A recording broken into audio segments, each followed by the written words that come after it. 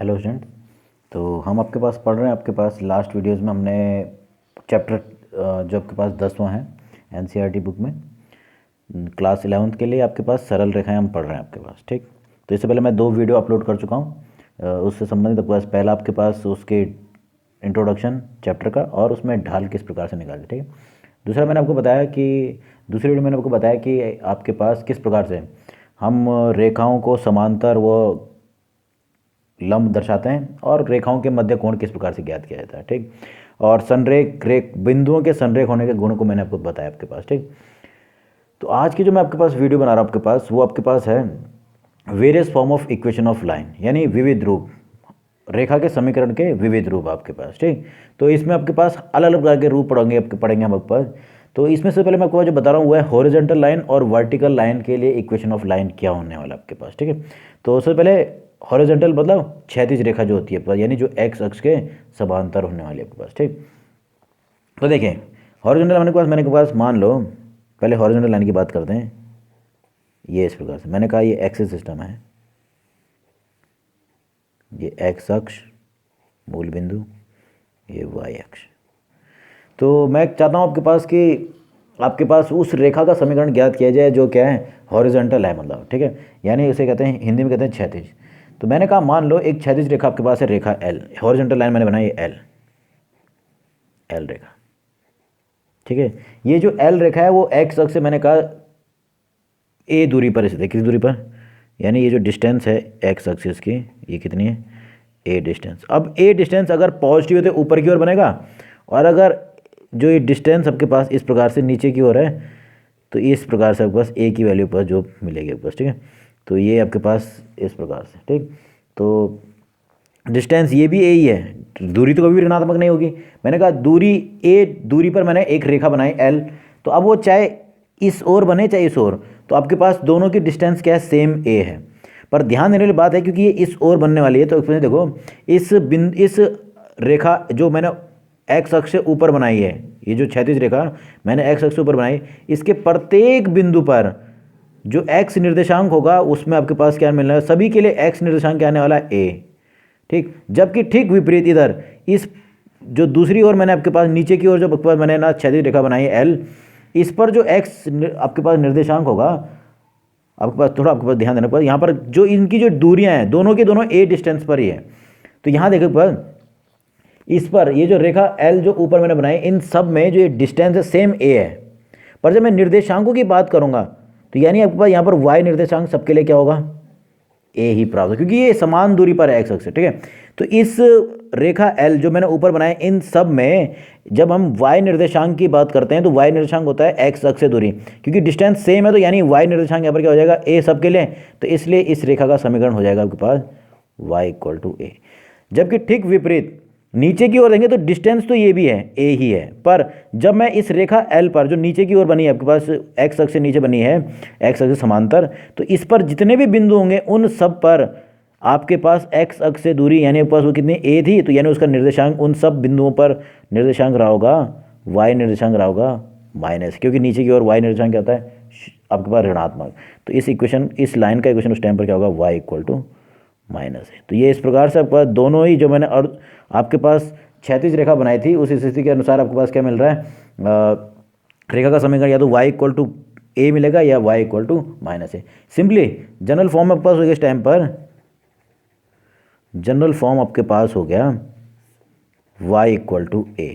तो इसके दो भाग है, देखो इफ ए इक्वल टू ए जो आपके पास है क्या आ जाए ग्रेटर देन जीरो, ए ग्रेटर देन जीरो है तो ये आपके पास हो जाएगा, अगर ए ग्रेटर देन जीरो मतलब अगर ए पॉजिटिव है तो आपके पास होगा कि हॉरिजॉन्टल लाइन एल जो रेखा एल है lies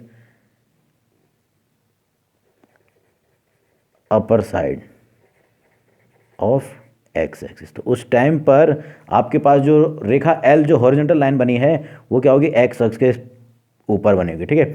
if X equal to zero, sorry A equal to क्या हो जाए zero, A equal to zero, तो इसका मतलब ये कुछ और नहीं बताऊँ क्या है, वाई एक्सिस है। दूरी जीरो होने का मतलब क्या है, यहाँ एक्स एक्स के संपाती, यानी वो कुछ और नहीं आपके पास क्या एक्स अक्ष है।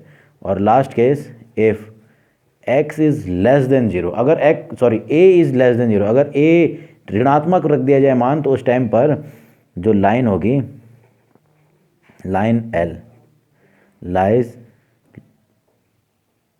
Below to X axis, X अक्ष के नीचे की ओर बनी होगी इस प्रकार से। अगर ए का मान पॉजिटिव, जैसे मैंने कहा एक्स इक्वल टू टू, तो ये ऊपर की ओर बनेगी किस प्रकार से, ये इस प्रकार से बनेगी, जो कि कितनी दूरी पर होगी, 2 दूरी पे, ये हो जाएगा y इक्वल टू +2।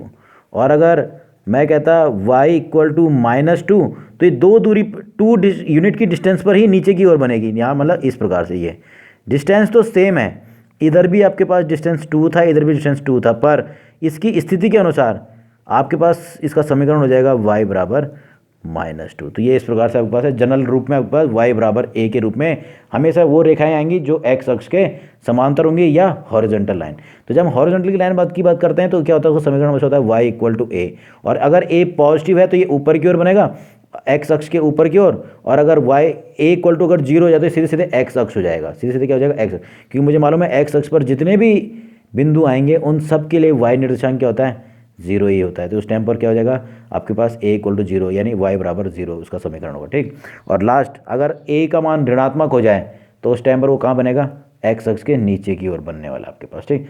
तो ये था आपके पास हॉरिजॉन्टल लाइन। ऐसे ही आपके पास आता है वर्टिकल लाइन, देखिए किस प्रकार से। अब हम बात कर रहे हैं वर्टिकल लाइन्स की। वर्टिकल लाइन मतलब आपके पास ऊर्ध्वाधर रेखा है, मतलब अगर एक्सिस सिस्टम की बात करें तो एक्सिस सिस्टम मतलब जो एक्स अक्ष पर लंबवत होंगे, ये इस प्रकार से।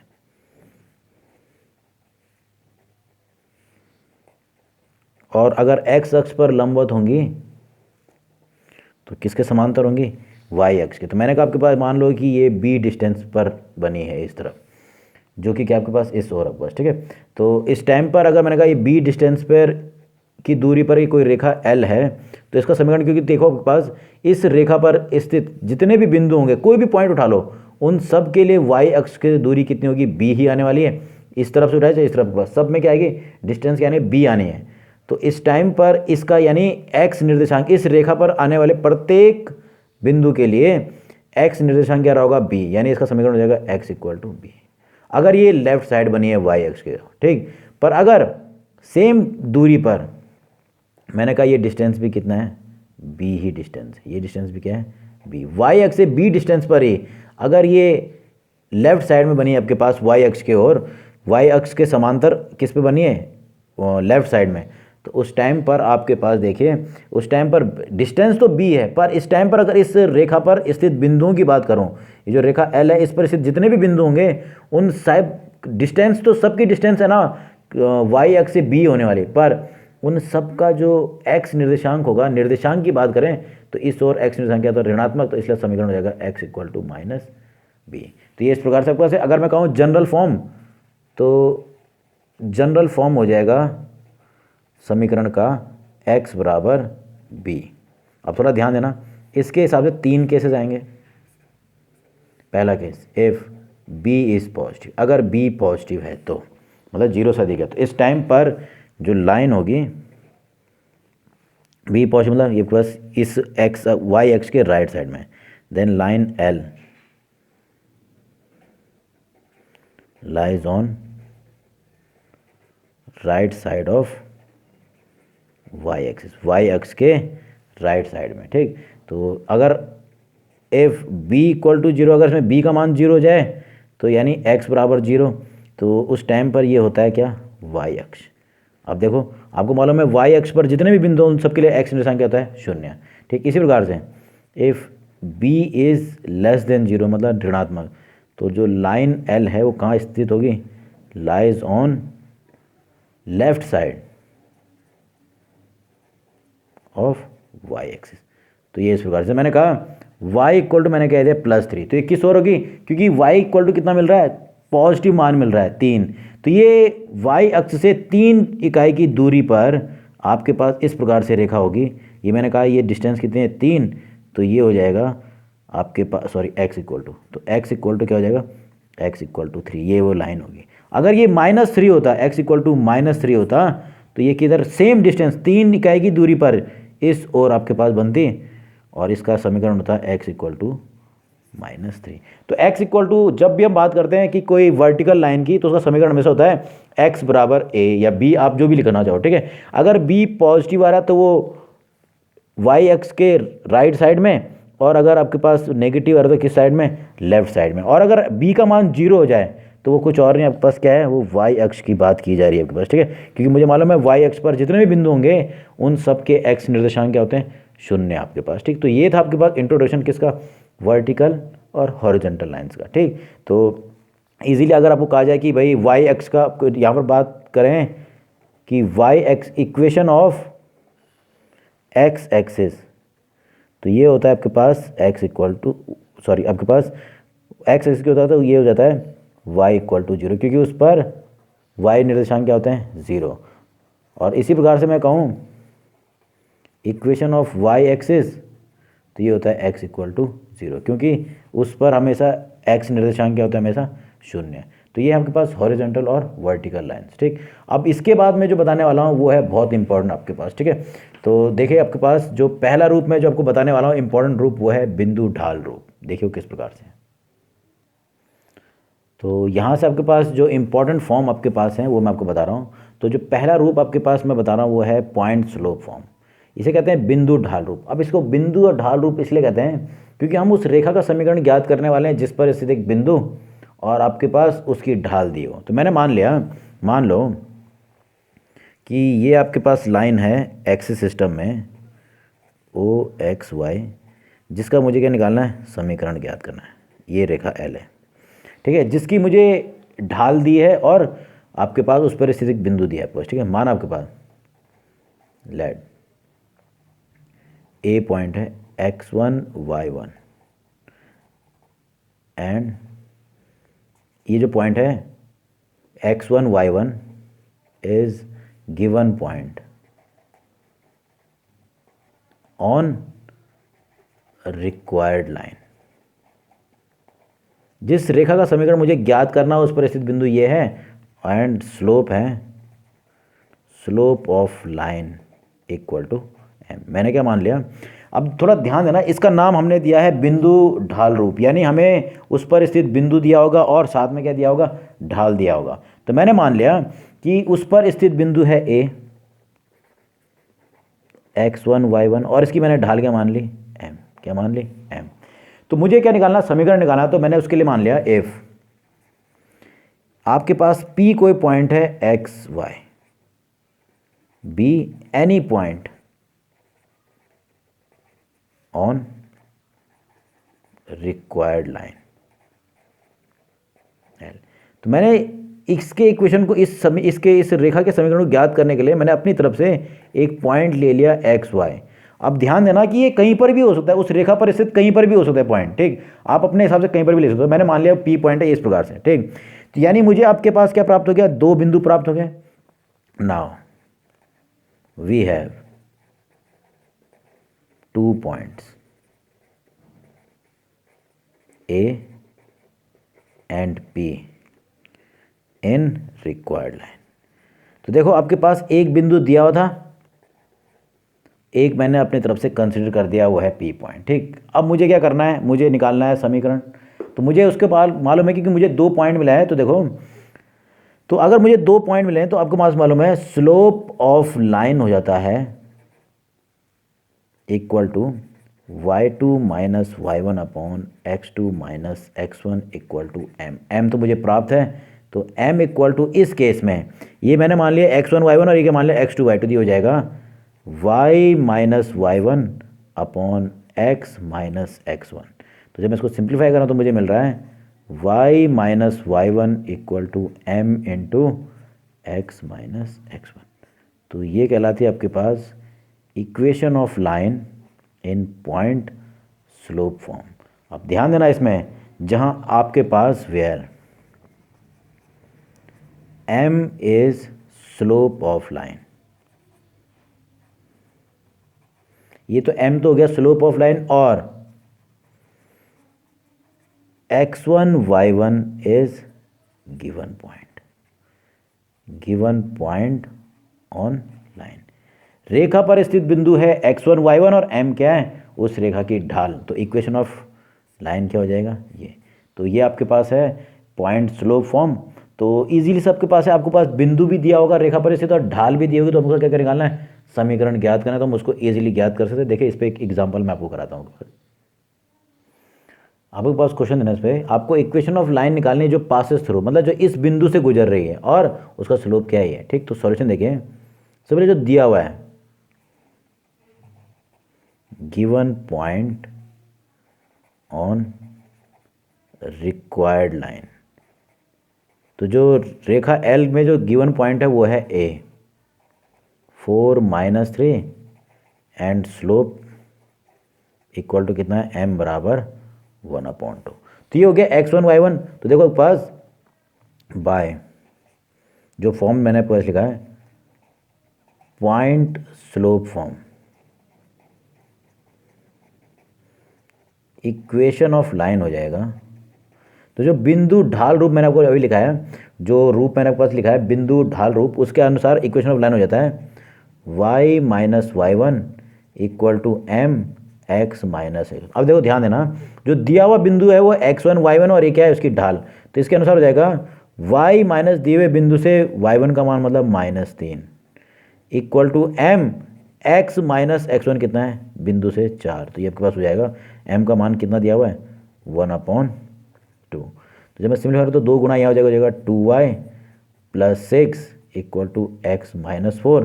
तो जब सिंपलीफाई करते हो रहा है 2y - x + 10 इक्वल टू 0।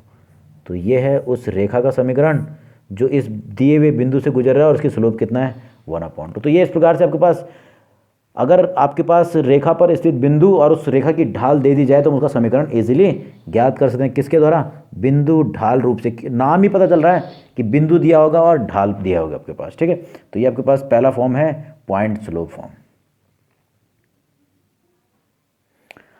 तो जो अगला रूप मैं आपको बता रहा हूँ वो है 2 पॉइंट फॉर्म, यानी इसे कहते हैं 2 बिंदु रूप। क्या कहते हैं, 2 बिंदु रूप। अब इसका जैसे इससे पहले हम कह रहे थे बिंदु ढाल रूप, क्यों, क्योंकि उस पर स्थित बिंदु, रेखा पर स्थित बिंदु और ढाल हमको दी थी, इसलिए कह रहे हैं बिंदु ढाल। यहाँ पर कह रहे हैं 2 बिंदु रूप, क्योंकि यहाँ पर हमें रेखा पर स्थित 2 बिंदु दे दिए जाएंगे। ठीक है, तो मान लो फिगर के अनुसार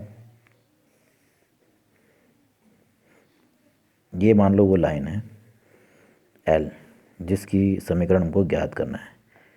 ये एक्सिस सिस्टम ओ एक्स वाई। ठीक, तो मुझे इस लाइन का इक्वेशन निकालना है। मैंने मान लिया लेट। अब इसे 2 पॉइंट फॉर्म इसलिए कहना है क्योंकि उस पर स्थित 2 बिंदु दिए होंगे बस। ठीक है, मैंने माना let 2 points on required line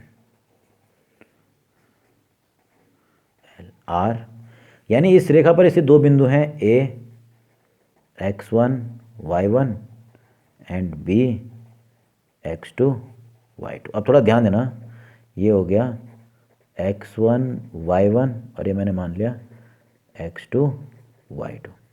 अब इस बार आपको ढाल नहीं दी हुई है, इस बार आपको ढाल के स्थान पर क्या दिया है, दूसरा बिंदु दे दिया गया। ठीक है, तो मुझे इस टाइम पर इस रेखा का समीकरण ज्ञात करना है। पर जब भी हमें रेखा का समीकरण ज्ञात करना होगा तो हम अपनी तरफ से एक पॉइंट कंसिडर करेंगे। मैंने मान लिया ये है पॉइंट P एक्स वाई।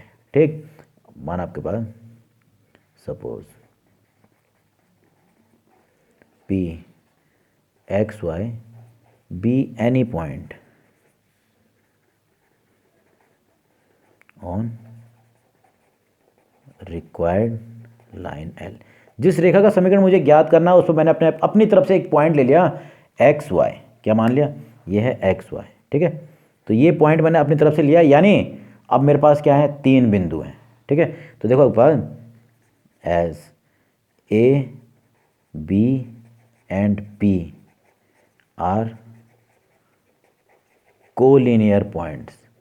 क्योंकि ये कोलिनियर पॉइंट्स हैं, ध्यान देना, क्योंकि ये क्या है, कोलिनियर पॉइंट मतलब संरेख बिंदु आपके पास है। यानी इसका अनुसार जो आपके पास इस केस के अनुसार आपके पास जो AP की ढाल होगी वही क्या होनी चाहिए AB की भी। यानी आपके पास slope of AP equal to slope of AB, तो ये होना चाहिए आपके पास। तो सबसे पहले तो स्लोप ऑफ AP के लिए मैं निकालता हूँ। ये आपके पास कंडीशन, क्योंकि कोलिनियर है ना, तो कोलिनियर की कंडीशन हमने पढ़ी थी कि आपके पास 3 बिंदु संरेख कब होते हैं वो आपको मालूम है। ठीक, तो देखो, तो इसके हिसाब से पास हो जाना चाहिए। पहले मैं निकाल रहा हूँ स्लोप ऑफ AP। फॉर्मूले के अनुसार आपका मान लें ए के पॉइंट मान लें x1 y1, इसके मान लें x2 y2, तो ये हो जाएगा y minus y1 upon x2 minus x1, ये फॉर्मूला है। सॉरी यहाँ पर क्या हो जाएगा x माइनस x1, ठीक। तो ये आपके पास प्राप्त हो। इसी प्रकार से स्लोप ऑफ ए बी ये हो जाएगा y2 minus y1 upon x2 minus x1।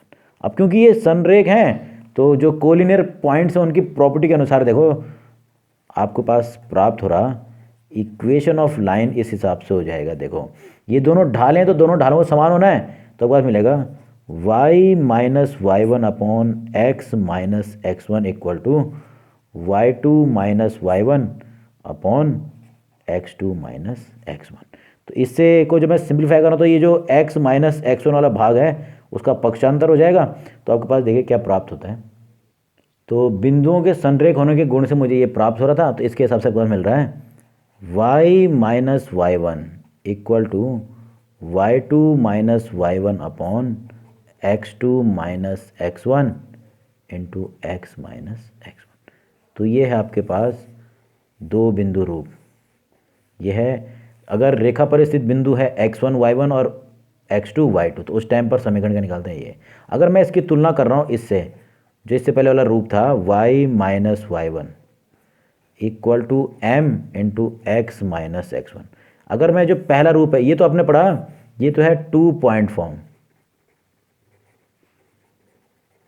Sorry ठीक है। और ये क्या है, ये आपके पास है स्लोप पॉइंट स्लोप फॉर्म, ठीक है, या पॉइंट फॉर्म। ये आपके पास दोनों रूप मैंने लिख दिए। ये पहला रूप मैंने बताया और ये दूसरा मैंने अभी बताया, ठीक। जब मैं इसकी तुलना करूं तो देखो आपके पास ये कुछ और नहीं किया, ये ढाल है, आपने भी ये पढ़ा भी है। स्लोप ऑफ लाइन m बराबर क्या होता था, आपने पढ़ा था, दो बिंदु अगर दिए हैं तो उस टाइम पे स्लोप होता है y2 minus y1 upon x2 minus x1। तो ये कुछ और नहीं, मैं बात करूँ इसका ही एक स्टैंडर्ड फॉर्म जो है ना, ये इसका ही एक दूसरा रूप आपके पास कह सकते हैं। भाई इस केस में मुझे ढाल दी हुई थी तो मैंने ढाल का यूज़ किया। अगर ढाल नहीं दिए, दो बिंदु दिए हैं, तब भी तो आप ढाल निकाल सकते हो इस प्रकार से। तो इसको आप यहाँ पर वैल्यू रखो तो यही तो प्राप्त होगा, ठीक। तो आपने मैंने कोलिनियर प्रॉपर्टी के हिसाब से भी निकाला मान और इस हिसाब से, ठीक है। तो इस पर एक मैं क्वेश्चन करा रहा हूँ आपके पास, देखो किस प्रकार से। तो क्वेश्चन आपके पास है find the equation of line passes through a. Point दिए आपके पास, इन दो बिंदु से गुजरने वाली रेखा का क्या निकालना है, समीकरण निकालना। तो सॉल्यूशन देखिए आपके पास। तो उससे पहले ये पॉइंट दिए हुए हैं,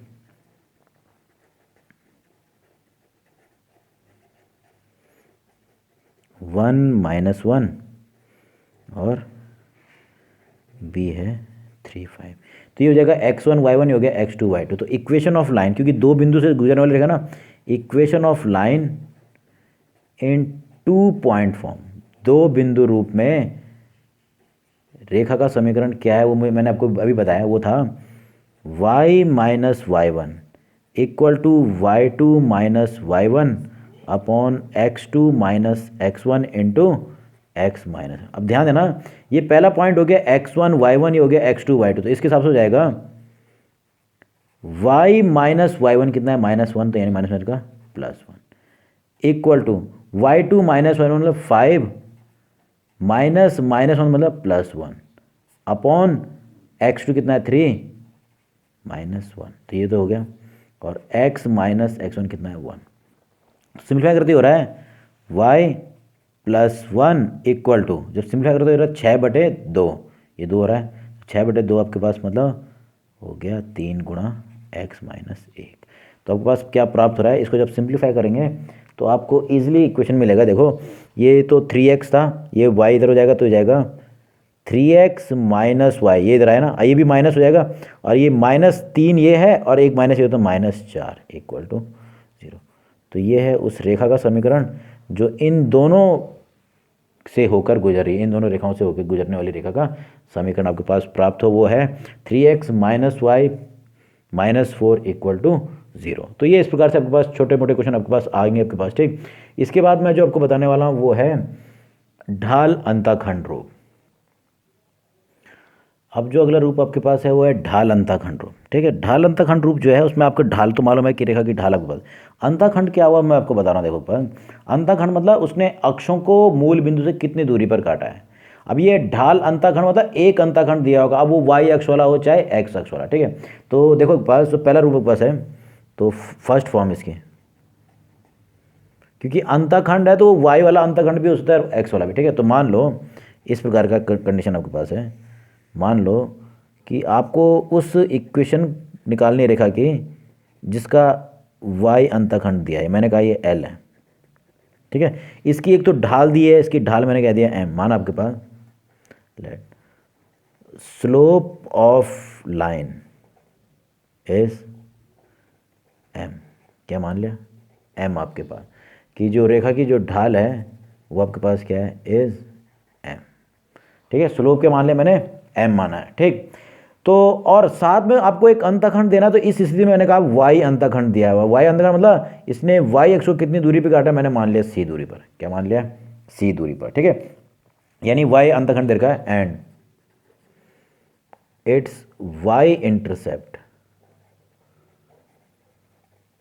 इज सी। अब थोड़ा ध्यान देना, अगर वाई अंतःखंड सी है तो मतलब इसको सी दूरी पर काटा है मूल बिंदु से, तो यानी जो पॉइंट होगा, मैंने कहा पॉइंट सी है ये भी, इसके निशान क्या जाएंगे 0 और सी, तो यानी कि आपके पास हम कह सकते हैं देन पॉइंट जो है C 0 C lies on required line, यानी जिस रेखा को मुझे ज्ञात करना उस पर स्थित मुझे बिंदु मिल गया। अब बिंदु मिल गया और ढाल मिली हुई है, तो इक्वेशन ऑफ लाइन तो बहुत सरल है। इक्वेशन ऑफ लाइन इज, आपने पढ़ा है पॉइंट स्लो फॉर्म में, जो पॉइंट स्लो फॉर्म है वो था y minus Y one equal to M और x माइनस x1, ये तो हमने पढ़ा है, ठीक। तो मुझे पॉइंट मिल गया 0 सी और अंतःखंड वो जो ढाल है वो m है, तो हो जाएगा y माइनस बिंदु का y निर्देशांक मतलब c इक्वल टू m था ऐसे x माइनस 0, तो ये आपको मिलेगा y बराबर एम एक्स प्लस सी।